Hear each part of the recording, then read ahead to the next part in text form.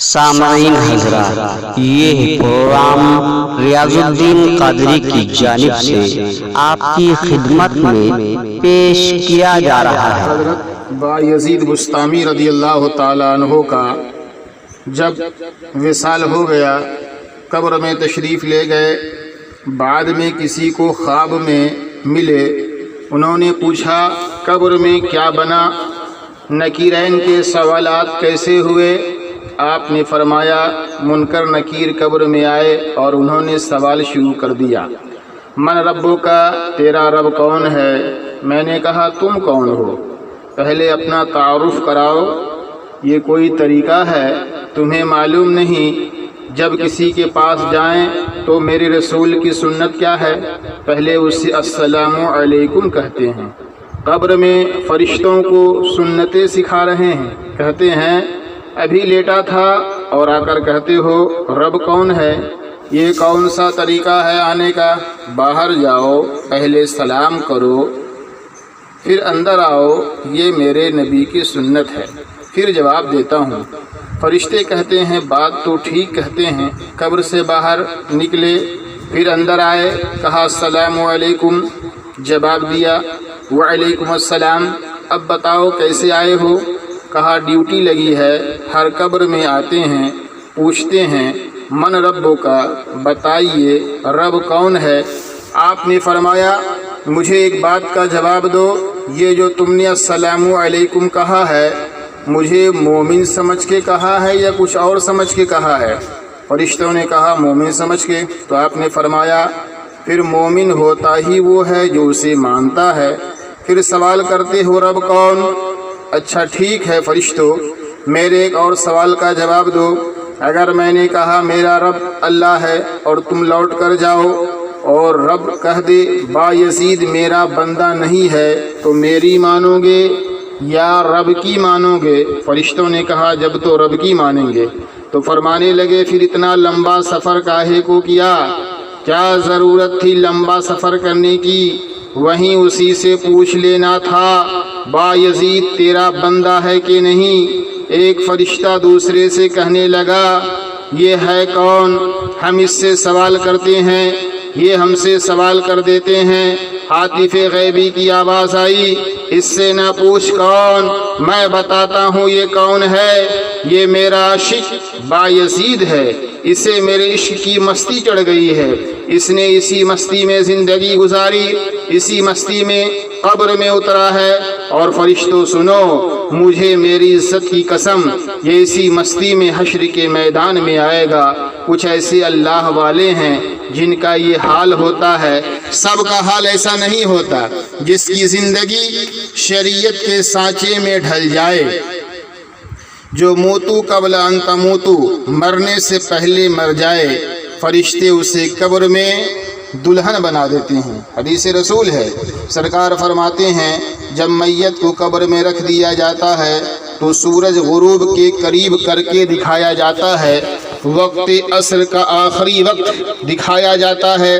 چاہے آپ میت کو دن میں دفن کر دیں یا رات میں دفن کر دیں، 24 گھنٹے میں کبھی بھی میت کو دفن کر دیں، اسے قبر میں وقت عصر دکھایا جاتا ہے۔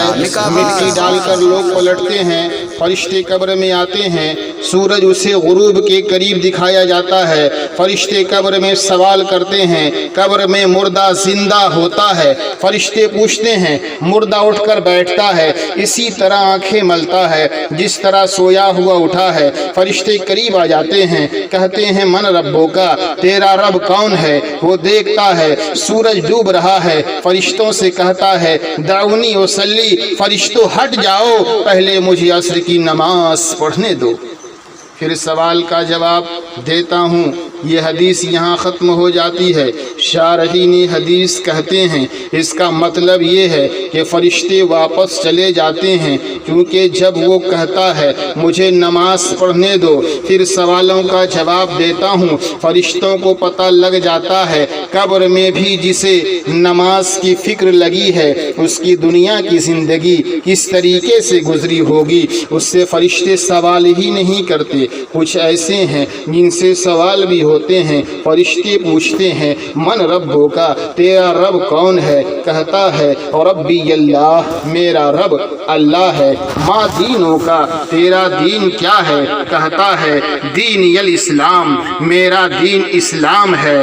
ما کنت تقول فی حق ھذا الرجل، اس ہستی کے بارے میں بتا، دنیا میں کیا کہا کرتا تھا؟ وہ کہتا ہے یہ میرے آقا محمد رسول اللہ صلی اللہ علیہ وسلم ہیں۔ فرشتوں ان کا پوچھتے ہو، زندگی بھر جن کی یاد میں نہیں سویا، راتیں کبھی میلاد میں گزری، کبھی معراج میں، کبھی سلام میں، وہ لمحہ پا لیا تو پوچھتے ہو یہ کون ہے؟ یہ میرے آقا مدنی محبوب صلی اللہ تعالی علیہ وسلم ہے۔ فرشتے کہتے ہیں قد کننا نعلم ھذا، او قبر میں آنے والے، او قبر میں آنے والے، ہمیں پہلے ہی پتا تھا تو یہی بولے گا۔ توجہ طلب بات ہے کہ فرشتوں کو پہلے کیسے پتا تھا کہ یہی بولے گا؟ علماء کرام فرماتے ہیں اس لیے کہ مصطفیٰ کو پہچاننے والوں کے چہرے ہی اور ہوتے ہیں، فرشتوں کو ان کے چہرے کا نور بتا دیتا ہے، یہ مصطفیٰ کے پہچاننے والے ہیں۔ اسی پر حضرت نصیر الدین شاہ نصیر نے کہا کہ نور آنکھوں میں تو چہروں پہ اجالے ہوں گے، نور آنکھوں میں تو چہروں پہ اجالے ہوں گے، مصطفیٰ والوں کے انداز نرالے ہوں گے۔ نور آنکھوں میں تو چہروں پہ اجالے ہوں گے، مصطفیٰ والوں کے انداز نرالے ہوں گے۔ دنیا میں بھی ان کے دم سے مقدر چمکا، دنیا میں بھی ان کے دم سے مقدر چمکا، محشر میں بھی ان کی رحمت کے۔ میرے کریم آقا فرماتے ہیں ایک نوجوان کا مرگ کا وقت قریب آیا، مرنے کا وقت قریب آیا، اس نے 3 دوستوں کو بلایا اور بلا کر کہتا ہے میں مشکل میں ہوں، میری مدد کرو۔ پہلے دوست نے سرے سے انکار کر دیا، معذرت میں تیرے لیے کچھ بھی نہیں کر سکتا۔ وہ کہتے ہیں تاکہ تمام عمر سہاروں کی آس رہتی ہے۔ پہلے نے کمر توڑ دی، دوسرے سے کہا تو میرے لیے کیا کر سکتا ہے؟ اس نے کہا جب تیری سانس ٹوٹے گی میں بازار سے سفید کپڑے لاؤں گا، تجھے غسل دوں گا۔ آپ سن رہے ہیں ریاض الدین قادری چینل کی اسلامک آواز، تاکہ صفائی ستھرائی ہو سکے۔ کہا تجھے اچھے سے غسل دوں گا، پھر سفید لباس سے بے تن کروں گا، رک کر ایک جملہ عرض کروں گا، مرنے والا امیر ہے یا غریب، غنی ہے یا محتاج، شہنشاہ ہے یا گدا، جب مرنے والے کو جو آخری لباس دیا جاتا ہے اس میں کوئی جیب نہیں ہوتی۔ ہمارا جب کوئی عزیز دنیا سے جاتا ہے تو سب سے پہلے چاندی کا چھلا اتارا جاتا ہے، اس کی جیب سے پیسے نکالتے ہیں اور اس کو دفنا کر واپس آ کر اس کے کپڑے بھی صدقہ کرتے ہیں، اس کی چارپائی بھی صدقہ کر دیتے ہیں۔ کیوں؟ کہیں اس چارپائی پر مجھے نہ لیٹنا پڑے، کہیں یہ کپڑے پہن کے میں قبر میں نہ چلا جاؤں۔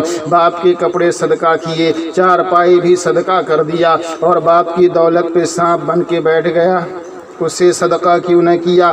باپ کے نام کوئی درخت کیوں نہ لگایا، کوئی کنواں کیوں نہ کھدوایا، کوئی مدرسہ مسجد کیوں نہ بنوایا؟ اس کی دولت پہ سانپ بن کے بیٹھ گیا۔ کہا وہ سفید لباس تیرے زیب تن کروں گا اور تیرے لاشے کو کندھے پہ اٹھاؤں گا، تجھے منو مٹی میں چھوڑ کر اس پر آنسوؤں کا چھڑکاؤ کر کے لوٹ جاؤں گا۔ کچے دھاگے کا رشتہ بھی ٹوٹ گیا۔ میرے آقا فرماتے ہیں اس نے تیسرے دوست سے کہا بتا تو میرے لیے کیا کر سکتا ہے؟ تیسرے دوست نے کہا گھبراؤ نہیں، میں تیری قبر کے اندر تیرے ساتھ اتر جاؤں گا۔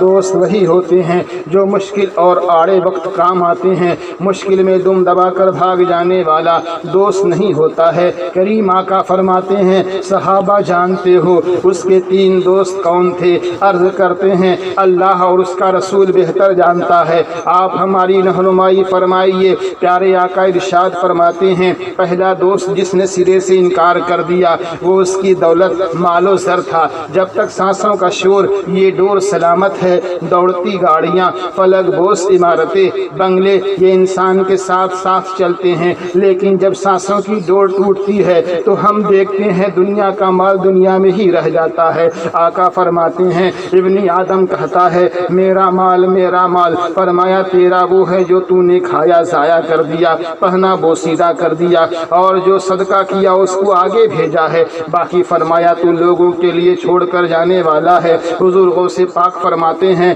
کمائے گا تو، بنائے گا تو، بسیں گے کوئی اور حساب تجھے دینا ہوگا۔ شاید یہ تماشا آپ لوگوں نے بھی دیکھا ہوگا، باپ کا لاشا گھر میں پڑا ہے، اولاد جائیداد پہ جھگڑا کر رہی ہے، پراپرٹی کے لیے اولاد جھگڑ رہی ہے، باپ کو منو مٹی کے نیچے چھوڑا اور خود اے سی والے کمرے میں سیم چہارم 10واں 20واں 40واں کے موقع پر مسجد کے امام مدارس کے حفاظ بلائے گئے، قرآن خوانی کے لیے مرحوم کے بچے ادھر ادھر گھوم رہے ہیں اور مدارس کے حفاظ قرآن پڑھ رہے ہیں، جبکہ مرحوم کے لڑکوں کو اپنے والد کے لیے قرآن پڑھنا تھا، کیونکہ دوسرے کے پاس وہ خلوص نہیں ہے جو اولاد کے پاس اپنے والدین کے لیے ہے۔ گویا دوسروں کے پڑھنے سے بھی اجر ملے گا، مگر خود اولاد کے پڑھنے سے باپ کی قبر میں ٹھنڈ زیادہ پڑے گی، سکون زیادہ ملے گا۔ اب تو کچھ لوگ قرآن پڑھنے والوں کو بھی گھر نہیں بلاتے، بلکہ فون کرتے ہیں مولانا صاحب پڑھے ہوئے قرآن شریف ہے تو دے دو۔ ہمارے بھائی، تمہارے والد جب تک دنیا میں تھے تمہارے لیے نہ دن دیکھا نہ رات، نہ اس نے اپنی آخرت دیکھی، اتنی محنت کی، اور آج باپ دنیا سے اوجھل ہوا تو پڑھے ہوئے قرآن شریف لے رہے ہو۔ ذرا سوچو تو صحیح، معذرت سے یہ خود اے سی والے کمرے میں مدارس کے طلباء باہر بیٹھے ہیں۔ ہمارے یہاں رواج ہے ہم شب برات کے موقع پر اپنے مرحومین کے لیے ایصال ثواب کے واسطے قبرستان جایا کرتے ہیں، ضرور جایا کرو، بہت اچھی چیز ہے، قبر والوں کی زیارت کے لیے جاتے ہیں، مگر میرے آقا ارشاد فرماتے ہیں جو جمعہ کے دن اپنے ماں باپ کی قبروں پر